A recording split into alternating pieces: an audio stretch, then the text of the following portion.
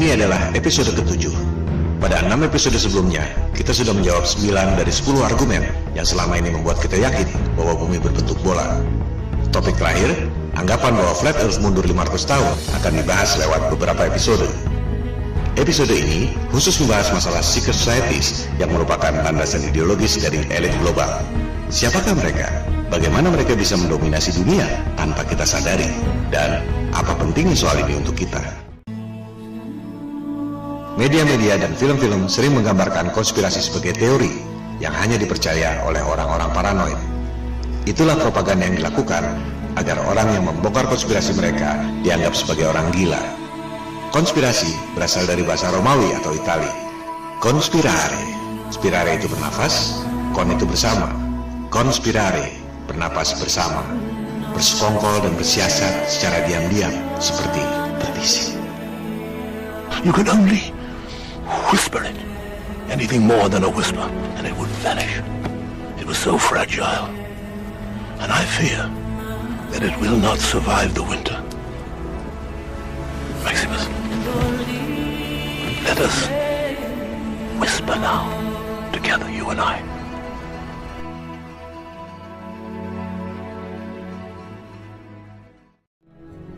Istilah konspirasi populer lewat peristiwa tewasnya Julius Caesar. Ia ditusuk belati oleh 13 orang pengikut setianya yang sebelumnya merencanakan secara diam-diam. Conspirare, bernapas bersama. Konspirasi adalah khas perilaku secret societies yang gemar menyimpan rahasia di tempat ramai melalui kode-kode dan berbagai simbologi. Konspirasi dan secret societies adalah nyata, bukan teori. Mari kita dengar pidato Presiden John F. Kennedy tentang konspirasi dan secret societies. The very word secrecy is repugnant in a free and open society, and we are, as a people, inherently and historically opposed to secret societies, to secret oaths, and to secret proceedings. For we are opposed around the world by a monolithic and ruthless conspiracy that relies primarily on covert means for expanding its sphere of influence, on infiltration instead of invasion, on subversion instead of elections, on intimidation instead of free choice. It is a system which has conscripted vast human and material resources into the building of a tightly knit, highly efficient machine that combines military, diplomatic, intelligence, economic, scientific, and political operations. Its preparations are concealed, not published. Its mistakes are buried, not headlined. Its dissenters are silenced, not praised.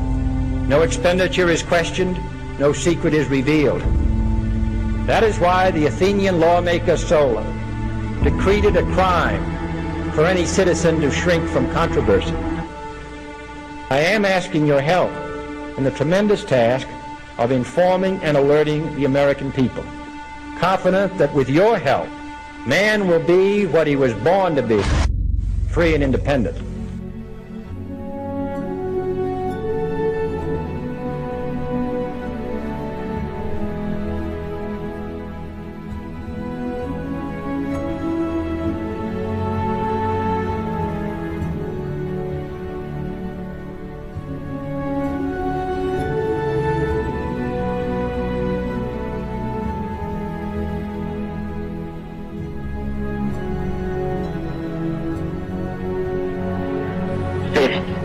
Social justice.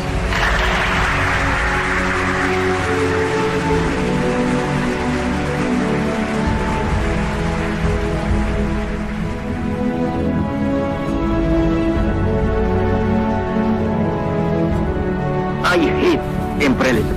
I detest colonialism.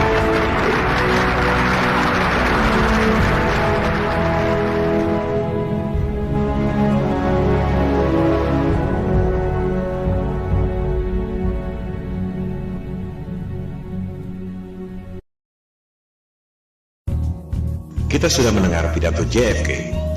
Konspirasi dan secret societies adalah nyata, bukan teori. Dunia tak seperti yang kita kira. Mari kita tes persepsi kita versus realitas yang sebenarnya. Persepsi, Amerika Serikat, Jepang, Inggris, Prancis adalah negara-negara yang kuat perekonomiannya. Betul? Mari kita lihat situs worlddebtclock.org. Di situ tercantum hutang-hutang setiap negara, berubah setiap detik sesuai tingkat suku bunga. Tercantum pula GDP atau pendapatan kotor domestik dan jumlah penduduk. Supaya lebih mudah dicerna, kita masukkan angka-angka itu dan kita buatkan tabelnya. Kita lihat, negara yang hutangnya paling banyak di dunia adalah Amerika Serikat. Hutangnya 19,1 triliun dolar. Disusul oleh Jepang, China, Jerman, Prancis, Inggris. Kita masukkan pula Indonesia, Singapura, Malaysia, dan Rusia. Tabel seperti ini tak ada di Google atau YouTube. Anda harus membuatnya sendiri. Coba Anda pikirkan, negara-negara maju itu utang pada siapa? Siapa yang lebih kaya dari negara-negara sehingga mampu memberi utang pada negara-negara? Kalau Amerika Serikat disebut superpower, yang memberi utang itu berarti lebih superpower dari Amerika Serikat. Hutang Amerika Serikat 19,1 triliun dolar. Kita lihat laporan Bank Sentral Federal Reserve. Jumlah dolar dalam peredaran 1,4 triliun dolar. Berarti Amerika Serikat hutangnya 13 kali dari jumlah dolar dalam peredaran. Indonesia sama saja. Hutangnya 5.400 triliun rupiah, jumlah rupiah dalam peredaran 528 triliun rupiah. Indonesia hutangnya lebih dari 10 kali jumlah rupiah dalam peredaran. Mungkin agak sulit mencerna angka-angka itu, karena dalam US dollar dan jumlahnya kelewat besar. Oke, kita permudah. Kita rupiahkan dan kita bagi dengan jumlah penduduk masing-masing.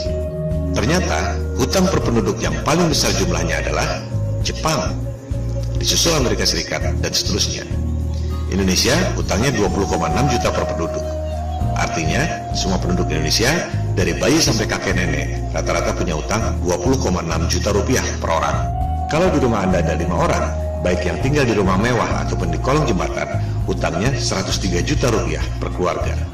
Padahal Anda tak pernah menerima uangnya. Itu masih mending. Jepang lebih hancur lagi. Satu orang menanggung utang 932,6 juta rupiah. Amerika Serikat, satu orang menanggung hutang 788,3 juta rupiah. Mungkin ada yang mengatakan pendapatan mereka juga besar. Oke, kita bandingkan hutang per kapita dengan GDP per kapita. Meski sebenarnya GDP itu termasuk pendapatan perusahaan asing di negara yang bersangkutan, sebenarnya kurang tepat untuk menggambarkan pendapatan per penduduk. Untuk mudahnya, dalam bahasa awam, GDP ini kita sebut saja pendapatan kotor. Kita lihat, pendapatan kotor per penduduk versus hutang per penduduk. Jepang nomor 1. Hutangnya satu orang 217% dari pendapatannya. Amerika Serikat nomor 2. Hutangnya satu penduduk 106% dari pendapatannya. Indonesia masih mendingan. Hutang per penduduk 46,7% dari pendapatannya. Inilah kelakuan elit global. Grand design-nya adalah membangkrutkan semua negara di dunia, menghancurkan semua agama di dunia, agar tunduk pada tatanan dunia baru, New World Order. Mereka sudah melakukan ini selama 250 tahun terakhir. Mereka percaya bahwa mereka adalah orang-orang terpilih yang mendapat pencerahan dari Lucifer, sang iblis. Mereka percaya bahwa mereka ditakdirkan untuk menjadi Tuhan di dunia, dan umat manusia sedunia lainnya menjadi budak-budaknya. Ideologi ini sudah ada sepanjang sejarah umat manusia. Mereka adalah titisan doktrinal dari Raja Nimrod yang membangun menara Babel menjulang tinggi ke langit untuk menantang Tuhan yang menciptakan banjir Nuh. Cara mereka memandang dunia dan kehidupan sangat beda dengan kita. Yang kita bilang iblis, mereka bilang Tuhan. Yang kita bilang pembunuhan yang keji, mereka bilang ritual kurban yang suci. Mereka adalah antitesis dari kita. The Antichrist, bahasa Arabnya Al-Masih Ad-Dajjal. Alirannya disebut Freemason, New Age. Dulunya disebut Mystery School. Itulah cikal bakal secret societies, bersembunyi di tempat ramai, seperti iblis di kegelapan yang siap memaksa manusia. Tokoh Mystery Schools modern yang paling berpengaruh ajarannya adalah Madame Blavatsky, seorang cenayang asal Rusia. Anda lihat judul bukunya, The Secret Doctrine, gabungan dari sains, agama, dan filsafat. Anda ingat Hitler mengatakan bangsa Jerman adalah bangsa pilihan keturunan bangsa Arya? Pernahkah Anda pikir bagaimana mungkin orang bule Jerman mengaku keturunan bangsa Arya, bahasa Sanskerta? Jika Anda perhatikan, bahkan logo Nazi pun bernama swastika, Sanskerta. Itulah pengaruh Blavatsky lewat bukunya The Secret Doctrine. Nazi didirikan oleh Thule Society, penganut aliran mistik Blavatsky. Jika di Jerman aliran Blavatsky berkembang menjadi Thule Society, pendiri partai Nazi, di Amerika Serikat ajaran Blavatsky berkembang menjadi sekte The Order of Death. Simbolnya tulang tengkorak. Oleh sebab itu, orang lebih mengenalnya dengan sebutan sekte Skull and Bones. George Bush, baik yang senior maupun yang junior, dua presiden Amerika Serikat, adalah anggota sekte Skull and Bones Yale University. His name in the Yale University secret society Skull and Bones, better known to you as President George Bush. Now, for the first time in the history of that Yale club, two of its former members will go head-to-head for the presidency. Also the first time in the history of that slightly less secretive organization, the United States of America. That's right, John Kerry was also in Skull and Bones. In a moment, a journalist at Yale who has removed some of the unknowns from the bones. First, who are these people? Skull and Bones dates to 1832. It was, in fact, a reaction to a secret society, the Masons, then much more influential than they are today. New members, the neophytes, are expected to do things like lie in coffins and wrestle in mud and kiss a skull and confess their sexual histories in front of the group. Once you're in, you're in. Skull and Bones is for life. Henry Luce, who created Time Magazine and all its cousins. Harold Stanley, founder of Morgan Stanley. Henry Louis Stimson, the Secretary of War under FDR and Truman. William F. Buckley. Averill Harriman, longtime governor of New York. And then there are the presidents. William Howard Taft, whose father Alfonso had helped found the group and whose son Robert was a senator. George Herbert Walker Bush, whose father Prescott was a bonesman and a senator. The current President Bush, his opponent is John Kerry, bonesman, class of 66. You both were members of Skull and Bones, a secret society at Yale. What does that tell us? Not much, because it's a secret. You were both in Skull and Bones, the secret society. It's so secret we can't talk about it. One a Democrat, one a Republican, miles apart on the issues, but both rooted in the same secret Yale society. Apakah persamaan antara Hitler dan Bush? Jawabannya, mereka sama-sama penganut aliran mistik Blavatsky, secret societies. Ajarannya berakar pada Raja Nimrod. Dalam kepercayaan mereka, surga Firdaus alias Paradise, Taman Eden, adalah Atlantis. Mereka percaya dulunya berjaya di situ. Atlantis tenggelam dalam semalam oleh banjir Nuh. Sebagian kecil orang selamat dan membangun peradaban baru di Sumeria, Mesopotamia, bangsa Babilonia kuno. Oleh sebab itulah Nimrod membangun menara Babel, menjulang tinggi ke langit untuk menantang Tuhan yang menciptakan banjir Nuh. Mereka memang membenci ketuhanan dan agama-agama. Ini sudah berlangsung ribuan tahun. Jangan heran jika ada sekelompok orang yang memang betul-betul ingin menghancurkan agama-agama di dunia. Jangan heran jika ada kelompok yang memang ingin mengganti ketuhanan dengan Tuhan palsu berkedok sains modern. Mereka adalah antitesis dari agama. The Antichrist, Al-Masih Ad-Dajjal. Let me give you a little inside information about God. God likes to watch. He's a prankster. Think about it. He gives man instincts. He gives you this extraordinary gift, and then what does he do? I swear, for his own amusement, his own private cosmic gag reel, he sets the rules in opposition. It's the goof of all time. Look, but don't touch. Touch, but don't taste. Taste, don't swallow. And while you're jumping from one foot to the next, what is he doing? He's laughing his sick fucking ass off. He's a tight ass. He's a sadist. He's an absentee landlord. Worship that? Never. Ribuan tahun yang lalu, aliran ini berkembang secara sembunyi-sembunyi. Mystery schools, secret societies, ritual di gua-gua. Bank of England, bank sentral negara Inggris, dibangun di atas kuil pemujaan Dewa Mitra. Itulah secret societies. Anda mungkin ingat tokoh ini, Merovingian dalam film The Matrix. Merovingian adalah raja Prancis pertama, abad ke-5. Ia mengaku keturunan Nabi Isa alias Jesus, hasil perkawinan dengan Maria Magdalena. Mystery Schools, Secret Societies, The Antichrist. Akar historis, ideologis, dan belief system secret societies yang tergabung dalam elit global bermula 4200 tahun yang lalu. Raja Nimrod alias Namrud adalah antitesis dari Nabi Ibrahim. Mereka hidup di zaman yang sama. Jika Nabi Ibrahim dikenal sebagai bapak monoteisme atau ketuhanan yang Maha Esa alias Tauhid, Raja Namrud adalah antitesisnya, penyembah berhala, penyembah iblis, Lucifer, the Antichrist. Nabi Ibrahim dibakar hidup-hidup oleh Nimrod, tapi atas mujizat Tuhan, Nabi Ibrahim tidak merasakannya. Meski menara Babel akhirnya hancur, ajaran Nimrod tetap hidup, berkembang secara sembunyi-sembunyi. Mystery Schools, Secret Societies. Di abad ke-5 Masehi, tercatat Merovingian, dinasti Raja Prancis pertama, menganut aliran ini.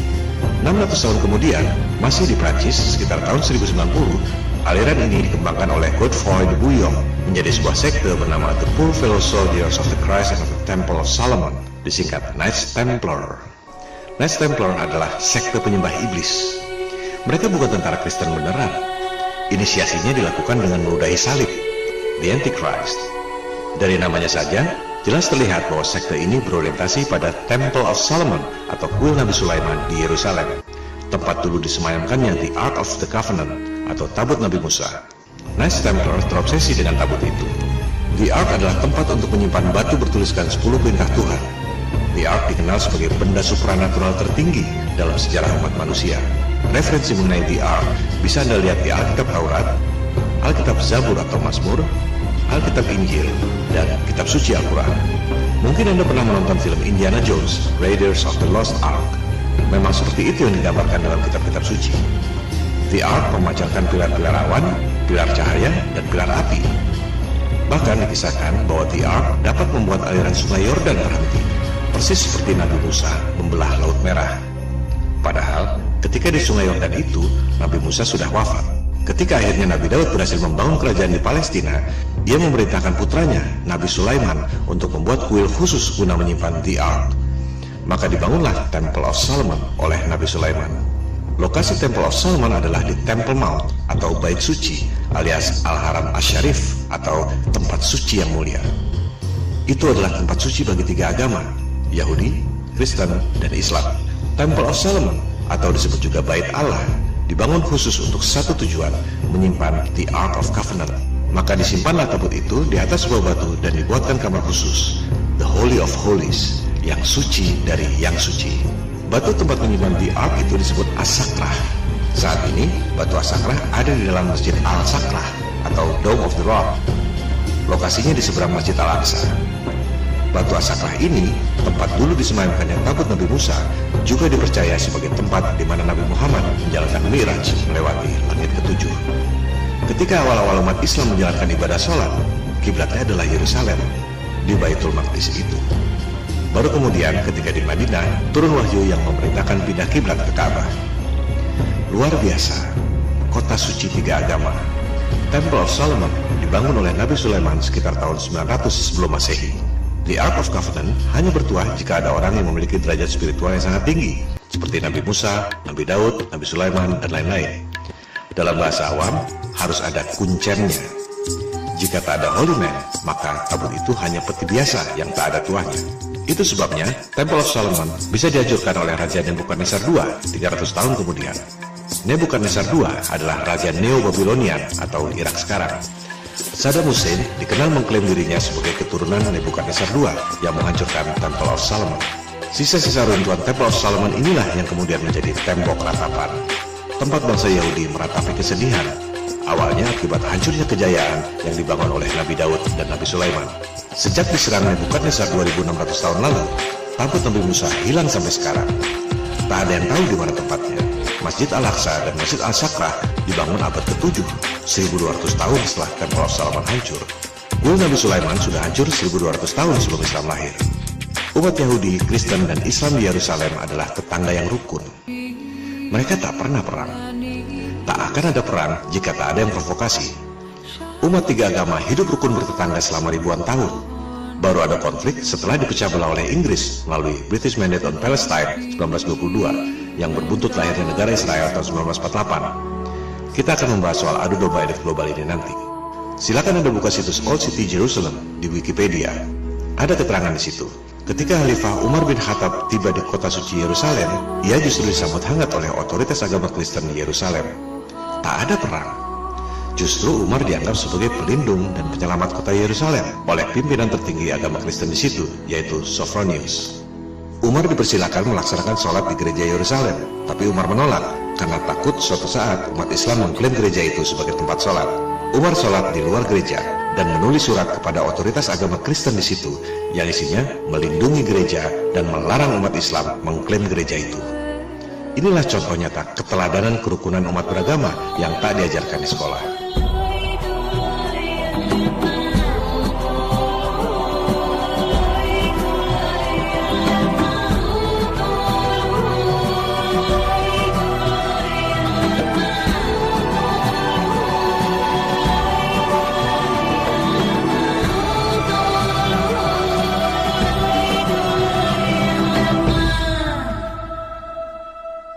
Ratus tahun kemudian, kelompok Antichrist dan penyembah iblis di Prancis, Knights Templar, tidak belajar sejarah.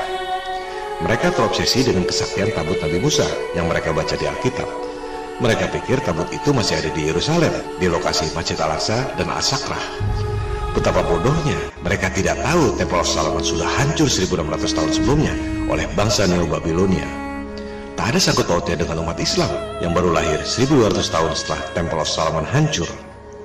Kelompok Antichrist Knights Templar ingin mengambil tabut Nabi Musa di Yerusalem untuk kekayaan dan kejayaan pribadi. Mereka butuh uang dan butuh dukungan politik. Maka disebarlah fitnah bahwa umat Islam merampok umat Kristen yang berziarah di Yerusalem, sehingga melahirkan perang salib selama 300 tahun. Adu domba umat beragama dimulai oleh Knights Templar yang melahirkan warisan kebencian 1000 tahun di antara umat Kristen dan umat Islam. Aliran Raja Nimrod ini memang membenci ketuhanan dan agama, mengadu domba umat beragama untuk memperoleh kekayaan dan kejayaan. Perhatikan nama awalnya, The Poor Fellow Soldier. Mereka tadinya adalah tentara miskin. Logonya satu kuda 2 orang karena tak mampu beli kuda sendiri.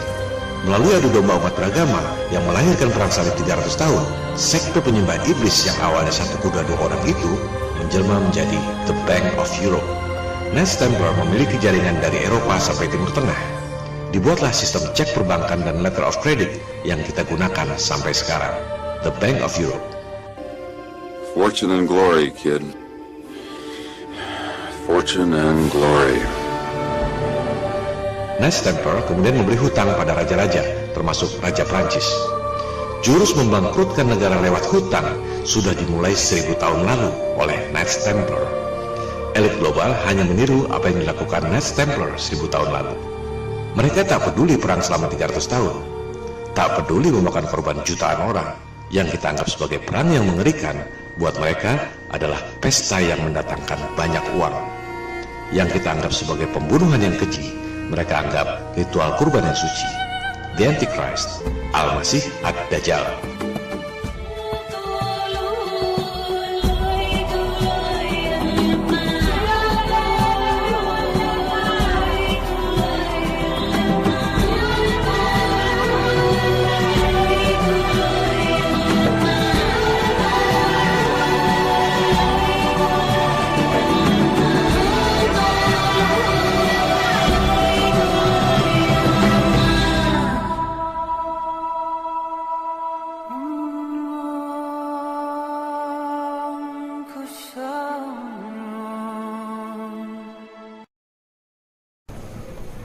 What is your opinion on my crusade? God be pleased with my sacrifice. No, he won't. Why do you say that? The massacre at Akrasaya. Speak up! When you had us herd 2,500 Muslim men, women, and children together, the young woman at my feet, with her hands bound, she looked up at me. There wasn't fear in her eyes. There wasn't anger. There was only pity. She knew that when you gave the order, our blades would descend upon their heads. That in that moment we would be godless. All of us. Godless.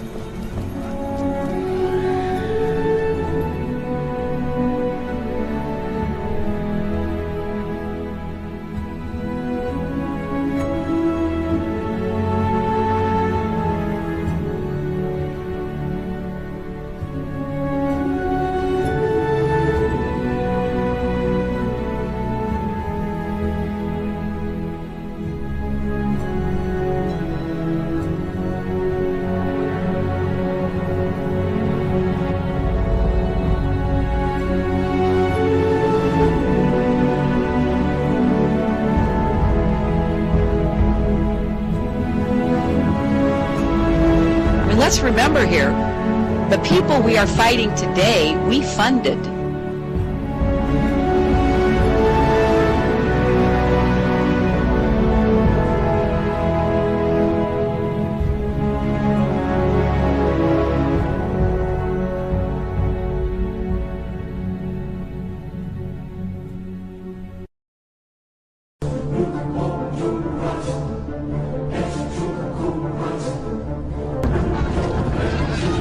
In the name of the cross, women were raped and murdered.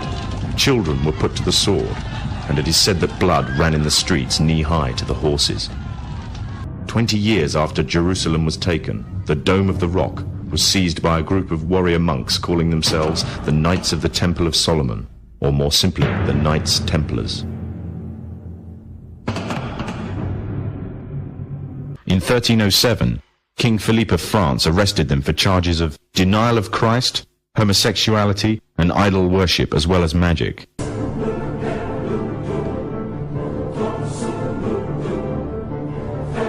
Pope Clement V declared all Templars as heretics to Christianity, ordering all their properties to be seized.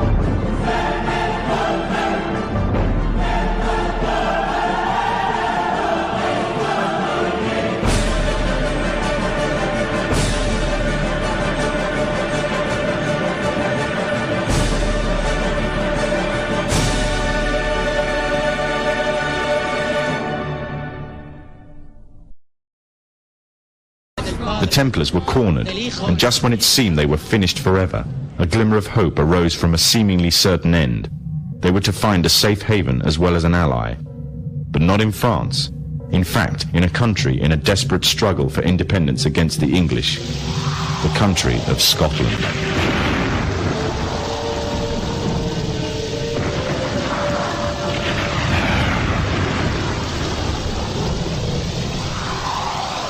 For some, Scotland's hope of independence had died with the death of William Wallace. However, to the King of Scotland, Robert the Bruce, the arrival of the Templars gave him a new secret weapon. Their experience, gained over 200 years of fighting the mighty armies of Islam, had made them expert in combat and warfare, and more than a match for any army brought before them. In 1314, the Templars, allied with Robert the Bruce and his army, took to the fields of Bannockburn in the long-awaited showdown with the English. Robert the Bruce's foresight paid off. The 25,000-strong English army suffered a humiliating defeat at the hands of only 6,500 men. The dream of an independent Scotland had finally been achieved.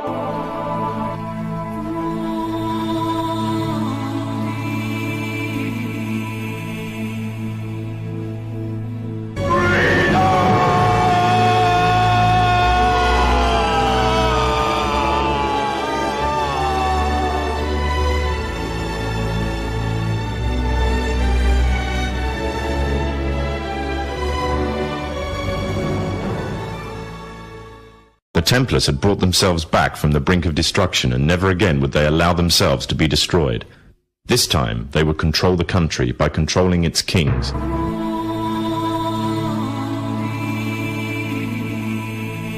And in order to preserve their secret order, the Templars would have to die, or more precisely, the name would have to die. Their descendants became the true power of Scotland. In 1603, the death of Queen Elizabeth I left England without an heir to the throne. By virtue of descent, King James V of Scotland became King of England. In doing so, Scotland and England joined to form a new kingdom, and the power that the Templars held over Scotland spread to give them a firm grip on the whole of Great Britain.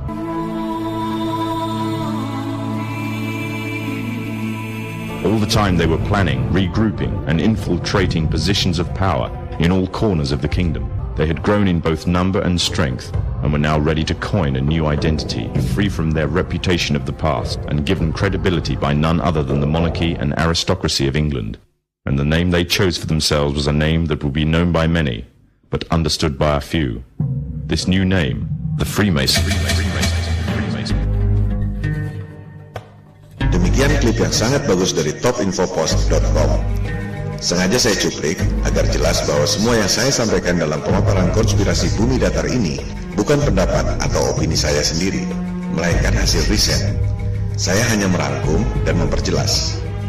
Sulit memahami flat earth jika tidak paham elit global.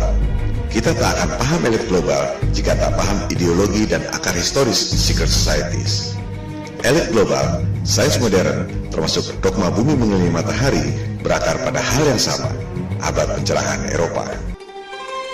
Anda mungkin pernah menonton film The Godfather, Mafia. Yang mungkin Anda tidak tahu, The Godfather yang sesungguhnya adalah yang melahirkan abad pencerahan Eropa. Keluarga de Medici di Florenza, Italia. Awalnya pun sama. Orang yang terlahir miskin bisa menjadi sangat powerful dan kaya. Dari situlah kemudian lahir sains modern, dogma bumi mengelilingi matahari, dan dominasi ekonomi dunia. Florence, 1389. A boy is baptized into a medieval world. He was not of noble birth. He was the son of a local merchant. His name was Cosimo de' Medici.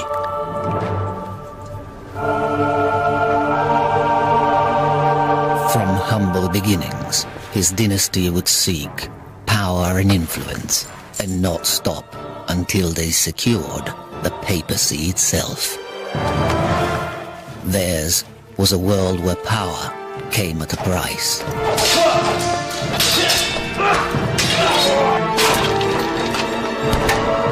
Intrigue, murder, assassination, and war. But the city of Florence was also a cauldron of creativity.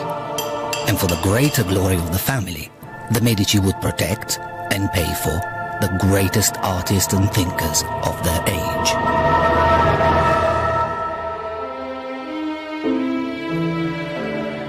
Michelangelo, Brunelleschi, Botticelli, Leonardo, Galileo. Rinascimento, rebirth, renaissance. Behind it stood the Medici, godfathers of the Renaissance.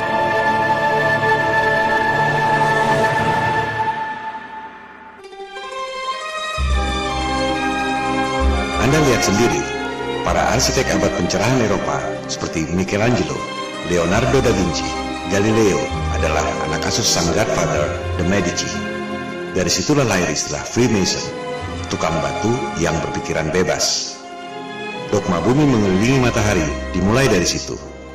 Diajarkan di sekolah-sekolah sejak abad ke-16, meski sebenarnya Galileo tak dapat membuktikan teorinya. Jika bumi berputar mengelilingi matahari, maka rasi bintang seharusnya berubah setiap 6 bulan. Ini yang disebut sebagai stellar parallax yang sudah kita bahas di episode 3. Rasi bintang tidak berubah. Sebaliknya, jika bumi mengelilingi matahari dan bintang-bintang itu masing-masing terpisah jarak triliunan kilometer, Bagaimana mungkin semua bintang bergerak ke arah yang sama dengan kecepatan yang sama pula? Mereka mengatakan itu sebagai cosmic coincidence, kebetulan kosmik. Sama juga dengan mengatakan orang-orang ini jaraknya berjauhan. Yang satu di Bandung, satu di Surabaya, satu di Makassar, di Papua, dan lain-lain. Tapi karena kebetulan kosmik, kelihatannya sama besar dan sama kecepatannya. Itu adalah pembodohan. Mereka melakukan itu 500 tahun lalu karena kondisi politik saat itu. Kaum Freemason ingin lepas dari otoritas agama. Mereka punya dendam sejarah. Diburu, dibunuh, dibakar oleh paus dan rajanya sendiri. Dikucilkan oleh masyarakatnya sendiri. Jumlah mereka sedikit. Tak akan bisa melawan umat yang banyak. Apalagi orang rela mati demi agama. Oleh sebab itu, dogma agama harus dihancurkan lewat Tuhan palsu berkedok sains modern.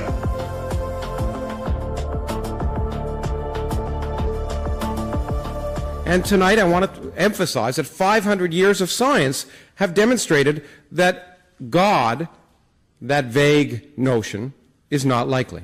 It's irrational to believe in God.